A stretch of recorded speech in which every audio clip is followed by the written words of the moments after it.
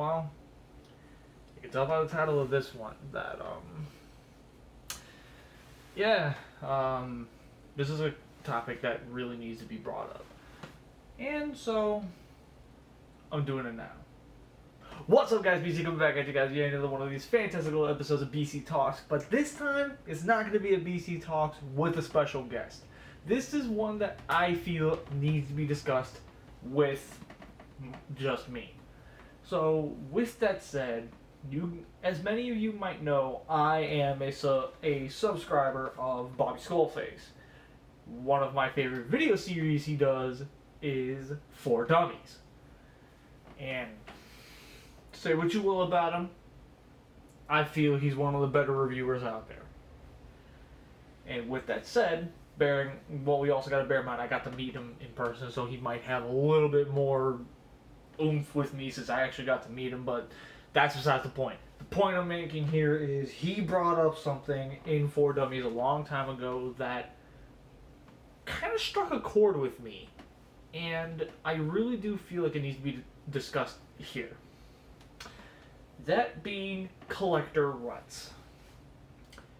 And I'm gonna get into why I vibed with this in a minute, but basically they brought up the fact that, Bobby himself was going through a rut at the time of the making of that video, and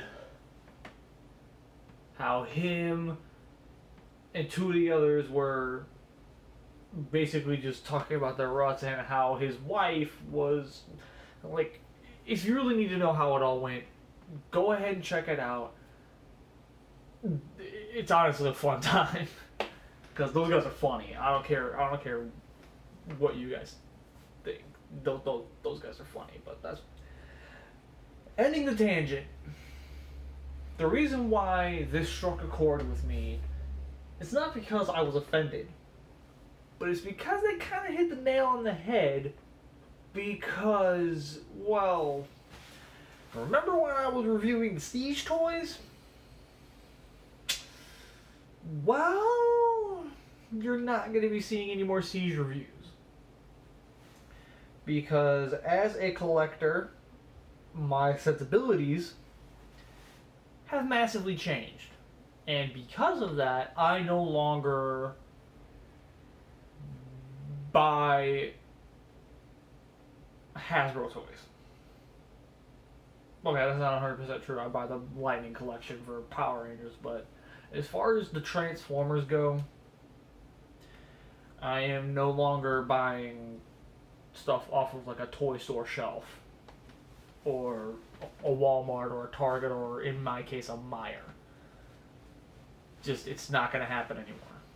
And a lot of the reason that I initially thought it was because I couldn't afford it anymore, because the prices kept going up so high to the point where, yeah, while I was really enjoying Siege, around that same time, I got a taste of the higher end. And after I got that taste, I was hooked. I couldn't walk away. So what ended up happening was, well, that's when my rut started. I started to kind of I started to come to the terms that not just my collecting sensibilities have changed, but I, as a collector, have changed. And because of that massive change, I finally decided that it was time to let the collector I was once at a certain point, let that die and let this new one breathe. And with that said, I now only really subscribe to the Masterpiece game. Now, granted, I will openly admit, I'm not that rich, so a lot of the versions of the figures and characters that I have that are the KO versions. I'm just going to come flat out and say it right now. I'm not going to try and beat around the bush. They're the KO versions. Plain and simple. And I'm not going to sit there and try and tell you otherwise. But with that said, to be completely honest with you guys, the Masterpiece game is a much more fun game to be in. And the reasoning behind this is just because they look so good. Like, they look good.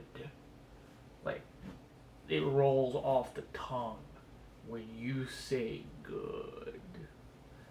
And it's not just me, because, as you guys all know, I'm engaged and will be getting married. One of the biggest things with me right now is what's gonna make the bigger impact.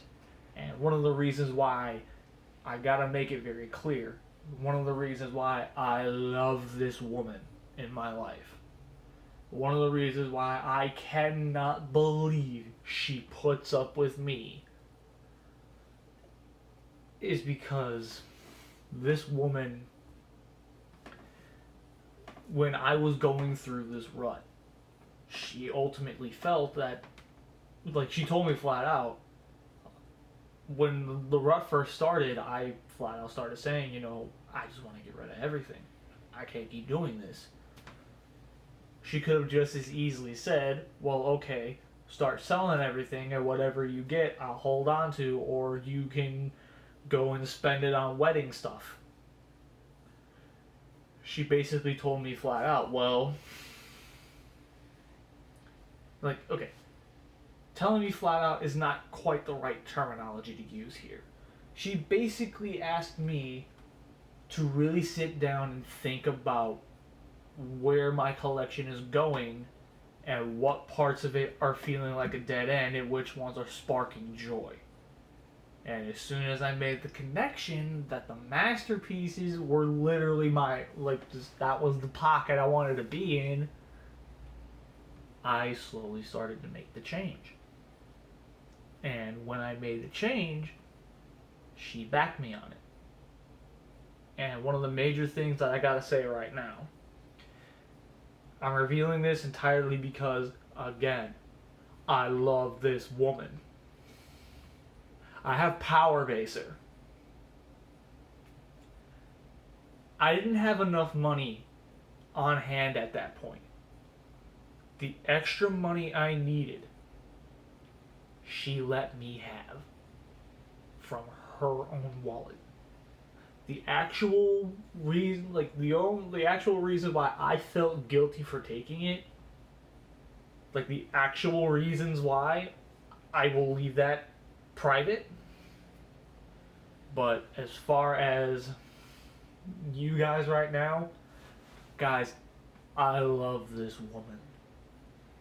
She allowed me to get a figure that sparked way more joy in me in one single moment than any figure I've bought going to the stores and buying them in bulk. She's gone toy hunting with me, and she was able to pinpoint the difference.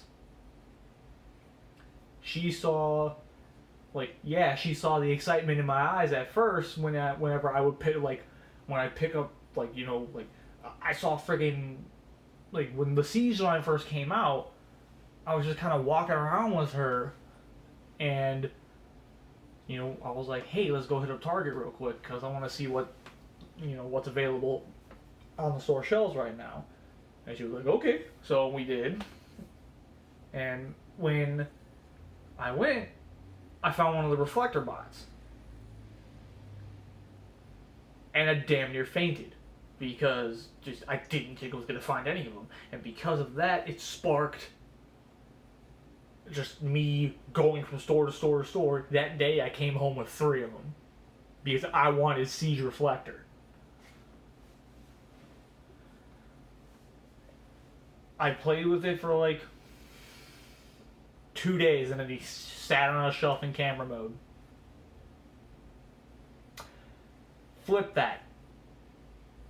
flip it around. Another piece I have in my collection, Maketo's Quan Tron. You guys already know. You already know BC has brought this up multiple times. My favorite Autobot combiner is Computron. I have the Warpatron version on pre-order for $150 on BBTS. And I am stoked for when that comes in, because I can't wait to play with that. I don't care what kind of issues it has. Guys, it's Computron. And I mean, it's hard for me to say, but I got way more excitement out of the Quan Tron than I ever could the Reflector. And while granted, that's not really a fair comparison, but hear me out on this. Reflector, this was a character that we really didn't see a lot of toys of over the years. Correct me if I'm wrong. So naturally, when we're all sitting here wondering, what is Siege gonna bring us that's gonna immediately rope us in, they dropped Reflector and we were all in. At least a major majority of us. We're just as soon as we heard that, we jumped on it. We were so excited. A lot of us were so excited. And I gotta hand it to you guys. I played with that for 2 days and then just stopped. You just sat on a shelf and that was it. And when I got Siege Voyager Prime, played with it for a couple days, sat it on a shelf, never touched it again. When I got Power Island Prime's Predaking, played with it for a couple days, sat on a shelf, never touched it again. But then we come to the third-party Masterpiece game, and I still, every now and again, pick up Ironhide and fiddle around with him and pose him. I still pick up MP10. By the way, I finally got an MP10. I see why people loved that thing. And I still play with it. And I still think he's amazing. And I still 100% feel that he's going to stay as my Masterpiece Prime for basically forever. I'm not paying $400, $4 to $5 for MP44. It's just not going to happen.